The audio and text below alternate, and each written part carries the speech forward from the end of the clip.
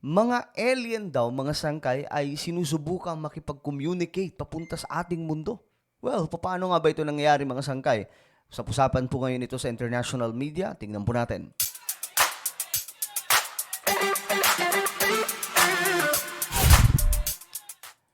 Hello, what's up mga sangkay? Magandang oras po sa inyong lahat, lalo na po ang mga solid sangkay na lagi pong updated, lagi pong nanonood dito sa ating channel. Magandang oras po sa inyong lahat. Eto mga sangkay, very interesting na topic, no?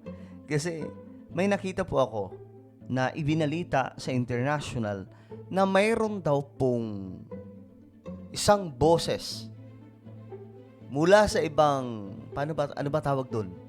Extraterrestrial or ibang mga nilalang mula sa kabilang dako, mga sangkay, ibang planeta na nagpadala daw ng mensahe dito sa ating planeta rin, mga sangkay. Tingnan po natin. Interesting topic ito. Sa totoo lang, ako gusto ko rin po malaman. By the way, bago tayo magpatuloy, pakisubscribe po muna yung ating YouTube channel dahil dito 1.21 million subscribers na po tayo.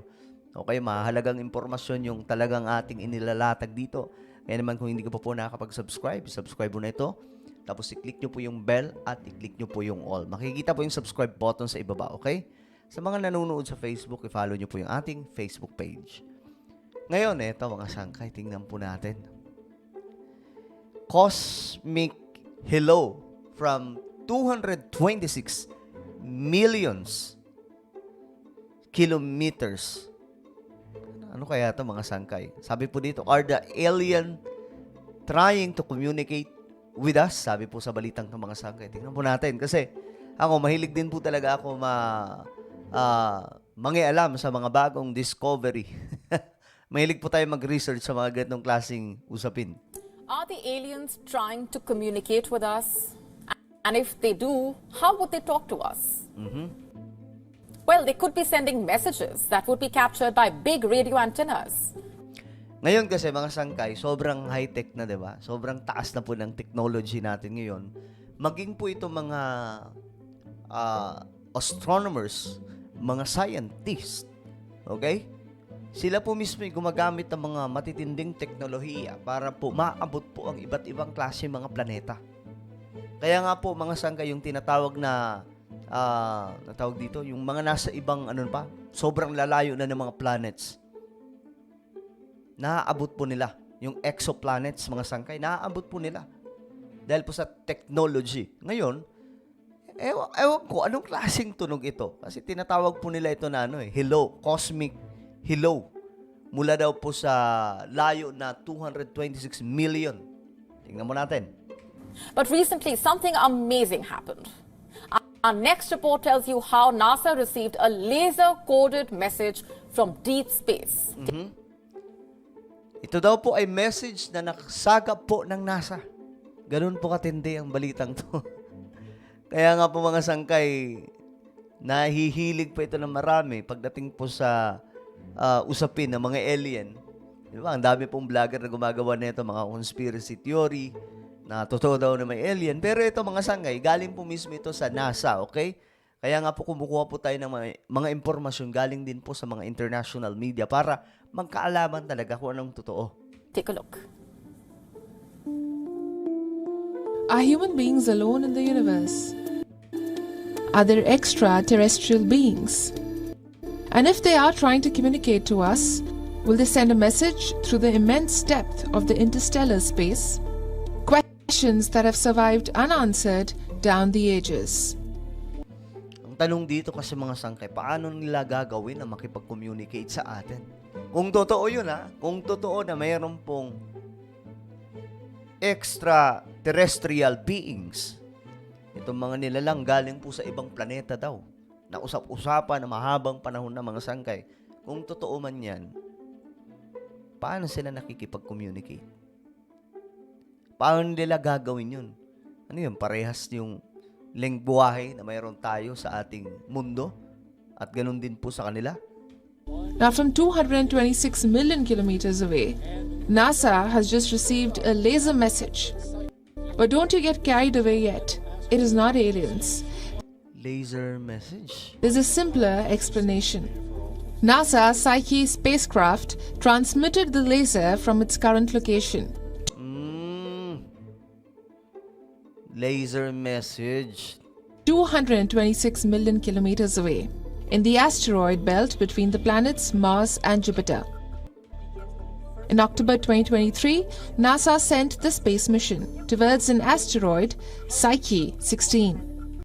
The asteroid is primarily composed of metal, a rarity in our solar system. Going back to the deep space message, it is a remarkable feat of the communication technology. Aboard the Grabe yung technology ngayon, no?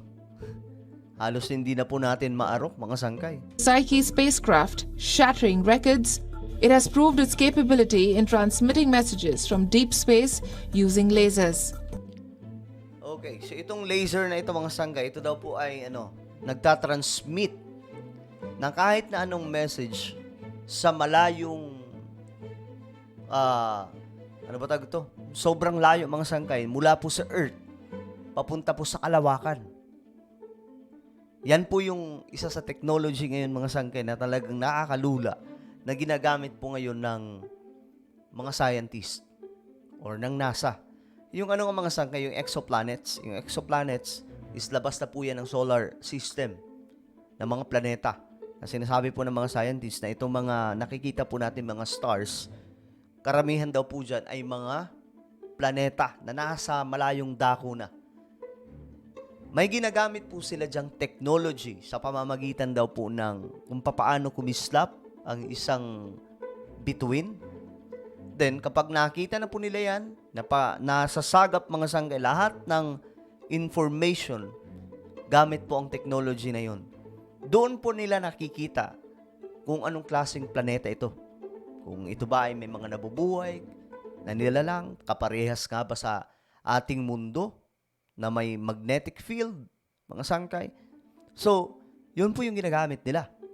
Isipin nyo, ganun kalayo. Hindi na po nila kailangan gumamit ng, di ba, akala po natin para makita po yung isang planeta, kailangan po munang gumamit ng telescope na sobrang high-tech. Sobrang kayang maabot yung kahit gaano kalayo. Hindi po. Hindi na po nila ginagawa yan, mga sangkay. Dahil imposible raw. May ginagamit po silang technology para maabot po yung marami sa mga planeta na labas na po sa solar system. Ito po ay bumibilang na po ng light years. Kasimbilis po ng speed of light ang layo. Bumibilang po ng millions light years. Ganyan po kalayo, mga sangkay. At ito, kakaiba din. Dahil ito daw po ay isang tinawag po nila itong game changer for deep space exploration. Ito po ay tinatawag na mysterious laser transmission na ginagamit po nila ngayon para masagap po kung ano man ang pwedeng message na galing po sa ibang planeta.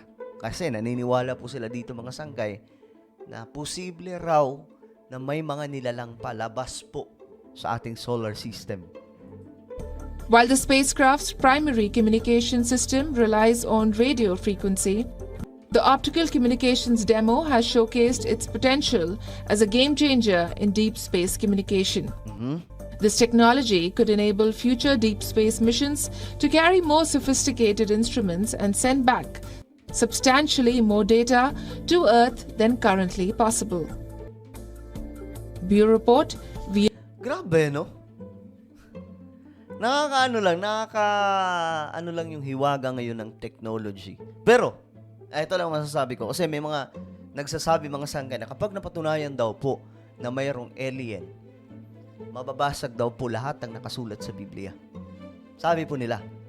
Pero mga sangkay, tandaan po natin na may sinasabi po doon sa Bible na mayroong mga sikretong ginawa ang ating Panginoong Diyos maliban po sa tao. Na hindi po natin alam, na tanging siya na po ang nakakaalam. Mga hidden things or secret things na Diyos na lamang po ang nakakaalam. So for me, hindi po mababali ang Word of God sa pamamagitan po ng pag-establish ng information about po sa extraterrestrial beings. Ito pong mga alien na tinatawag mga sangkay, kung totoo man na nag-i-exist sila. Dahil ang Diyos, hindi po siya limitado eh. Kung nagawa niya po ang tao, kung nagawa niya po lahat ng bagay sa ating mundo, maging ang kalawakan, kaya niya rin pong gumawa ng iba pang mga nilalang.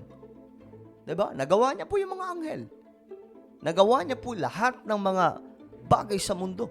Maging, actually, tinukoy pa po dito mga may tinatawag po dyan na sa Biblia, may mababasa po tayo doon na mga nilalang mula sa ibabaw ng lupa, mula sa kailaliman ng lupa, mula sa ilalim ng karagatan, mula sa kalangitan.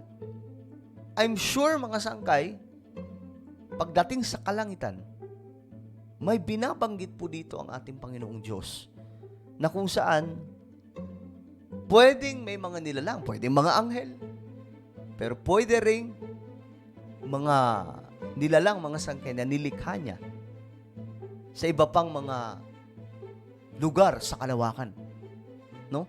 So for me, hindi po mababali dito kung ano ang prinsipyo ng Word of God na mayroon pong isang Diyos na naglikha ng lahat ng bagay sa buong universe. Well, ito po ay malaking mga sangkay, malaking tagumpay ng mga scientists na ito ay magagamit nila. Pero wala po silang nasagap po dito Wala po silang nasagap dito na any message galing po sa alien. Pero ito daw pong ginagamit nila mga sangkay na laser para makakonekta ng mga sound o message mula po sa iba't ibang planeta o kalawakan mga sangkay ay isa raw pong malaking tagumpay ng mga scientist dahil malaki ang magagawa po neto sa kanilang pagre-research, sa kanilang pag-aaral patungkol po sa kalawakan. Ano po ang inyong opinion tungkol dyan mga sangkay? Just comment down below. Okay, kayo ba ay nai-excite sa ganitong klaseng technology ngayon na mayroon ng mga scientists? Comment nyo po sa ibaba ang inyong mga opinion. And now guys, I invite you please subscribe my YouTube channel, Sangkay Revelation. Hanapin nyo lamang po ito sa Facebook, sa YouTube pala. Then click the subscribe, click the bell, and click all. Ako na po ay magpapaalam. Mag-iingat pong lahat. God bless everyone.